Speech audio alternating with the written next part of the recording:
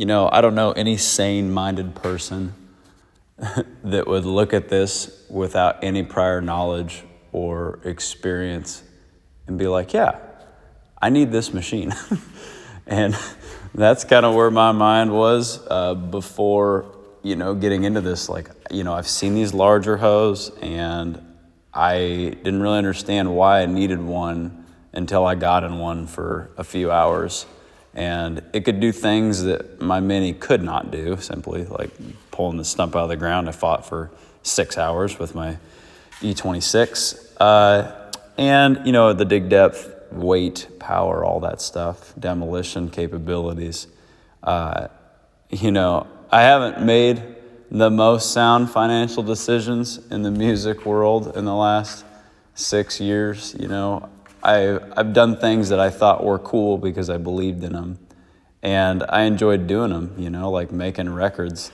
And this kind of feels like the same thing. It feels like the first time I pulled the trigger on a real record and spent all the money because I just wanted to do it. And then I made it make sense after I did it and I made the thing. And I feel like this is a very similar feeling. So John at Readers has been hitting me up about, talking about a bigger machine. And I'm like, dude, I don't think I'm ready for that yet. And he's like, well, I'll bring it over and you can demo it. And hot dog, after an hour I was hooked. And I'm like, okay, I just got to figure out how to make this make sense.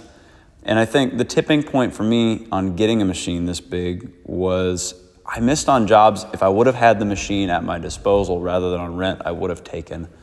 And I feel like it's just an excuse on my part to not take on bigger work. So I didn't wind up going with this particular machine because it just had a bit too many features that I don't need right now. But in the future, if I want a zero tail swing, feature heavy machine with a lot of power, dozer blade, rubber inserts on the tracks, I'm going to give Hyundai the first shot simply because they're the closest dealer to me, being 5.5 miles away.